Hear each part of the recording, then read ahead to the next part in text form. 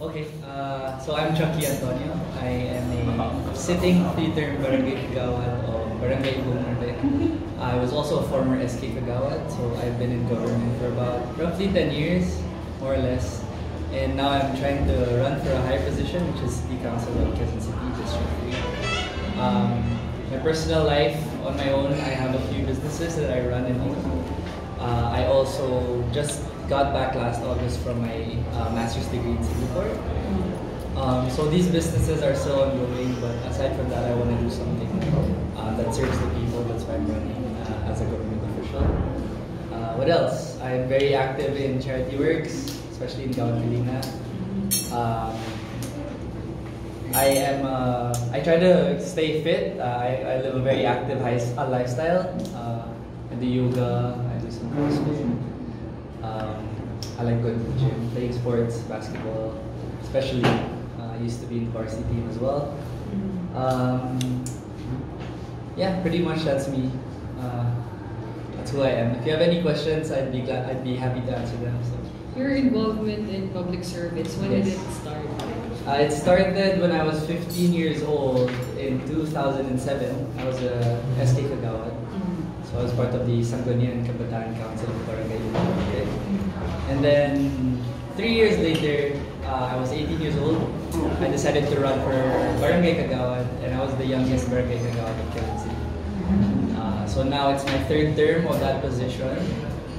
So I've ran, and every time I ran, thanks to God, I won. So yeah, that's what I'm doing. Who were your influences? In terms of public service? Yeah.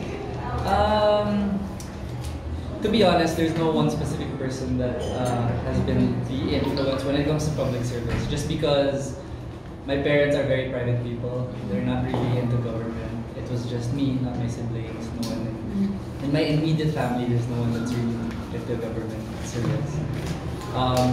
But it's just, I guess, something that I've always wanted to do and something I've enjoyed doing. That's why, since I'm enjoying it, tinutuloy ko siya. So. Yeah. And last for me, what are the specific causes you want to focus on? Okay, so when I started this campaign as a city councilor, the very first thing I did was visited all the 37 barangays of this district. Why did I do that? I did that because I wanted to know what the problems were. And because of that, I found out what the problems were, and now I'm making it my advocacies. So the problems are in the fields or the main problems are in terms of health, education, and employment. So now these are the primary thrusts of my advocacies, of my campaign. And these are the problems I want to address if ever given the chance na makaupo tayo sa city. Parang pagkakaalam namin, parang naging part ka doon ng showbiz before. Well, I tried a bit of it, modeling, again. Please tell something more about Star Circle? Circle 10. Yeah. Kaya sino ka batch mo that time? This girl on TV right now, Beauty ba? Beauty Gonzalez. Yeah, she was my batchmate. I just saw her face and looked great familiar. So yeah. Bakit di mo tinuloy? It's not your passion. I wouldn't say naman that it's not really my passion. It's more of hindi ako magaling mag-arte. So, maybe if I tried to practice it more, I would have probably pursued it. Pero at the time, kasi I was very young, I was transitioning pa lang, papasok pa ako ng college na. So there was a lot of things on my plate. I wanted to focus a lot on my education. So by chance lang na hindi nangyari. It's not something na sinabihan ko na ayaw. So pwede ka pang bumalik? May chance naman po. Pero right now, my focus is really this campaign, this election. Because I'm very actively going about my campaign and I really want to make a difference here in Quezon City. So yun po yung nagiging focus ko na yun. But Shock, you entered at an early age, like, then you went at the age of 18. Yes. Now that you're 26. I'm also So how would you differentiate the kind of politics back then and now? Yes. Well, I don't believe na this new generation is technically better than the last one. My point here is there has to be someone representing the youth when it comes to governing the people.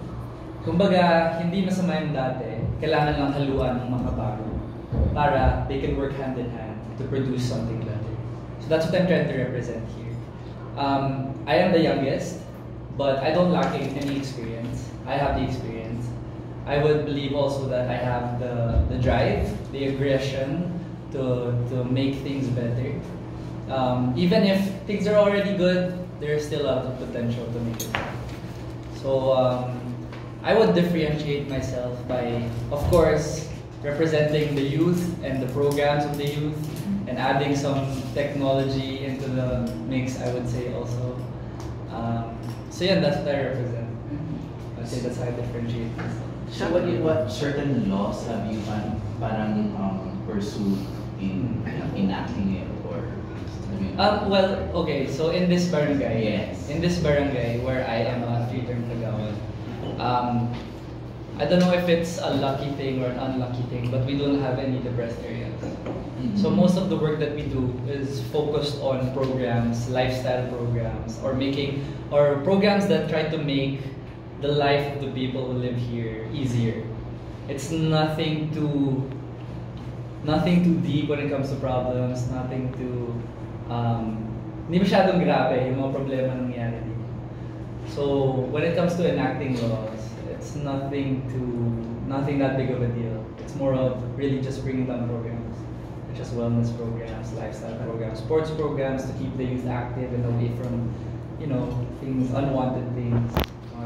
So being the voice of the youth, how is it working with the older guys? Yes. The old. Yes. So I guess it also helps that the senior citizens are very close to my heart. In my campaign, it's been 7-8 months. I've done a lot of activities with the seniors, making sure that they feel like they're not left out just because I'm a youthful doesn't mean I don't care about every other sector in government. Although my focus is the youth, just because I'm part of it, I still have that thing that's close to my heart, which is the senior citizens. Kaya hindi pa rin mapapag-iwanan yung mga programa para sa mga seniors. And they've been receiving that pretty well. Whenever I have activities with senior citizens, they always tell me, parang apo na kita, we want to support you just because kailangan may bata dyan. This new generation, kailangan may gumagawa ng mga bagong programa. So yeah, I would say it's nothing too negative when it comes to seniors. One last. Okay, go ahead.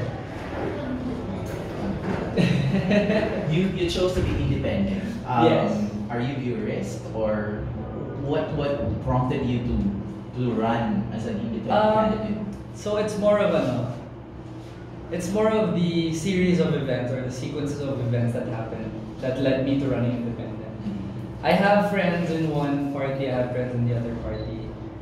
I guess I'm just not the type to want to dwell into that kind of drama in between the two groups. And I want to focus myself on my campaign and do things my way. So I ran independent. But have you done it in the past, being independent? The very first time I ran as kagawad, I was independent. Okay. And I won as number 1 kagawad. So tested naman. Yes. Okay na. I think lang yun, pasipagin lang yun, but Yes. independent ka. So for the past 7-8 months, I've dedicated my life to this campaign. Every day, I've been visiting the barangays. With no fail, every day yan. Sabi ko after election na po ako matutulog. So, yan po, 5 weeks left, 4.5 weeks left, and hopefully makaka-rest na tayo ng maayos. Okay.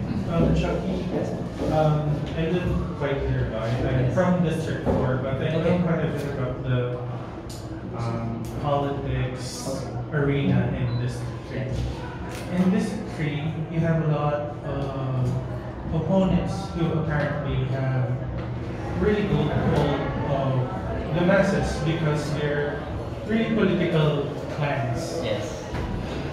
The Gubays, Seasons, Defensor, they're from this district. Yeah.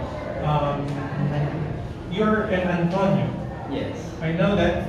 I mean, you're from a very prominent family, but you haven't been quite heard a lot by Yes. the run of the mill That's true. people on the street. I know that the processes that you've done in the past few weeks have been to generally direct your attention to those who doesn't even know you in the first place. How would you be able to, get to the grassroots or the people, not in the bottom, but of course, the people that are hard to reach. Yeah. The people who have no access to maybe internet or social media. Yeah. Or people who maybe are even apolitical, who don't care about what's happening in the political landscape. So your question is, how do I reach them? Yes. I go to their houses. So I've pretty much been to 90% of the houses in District 8.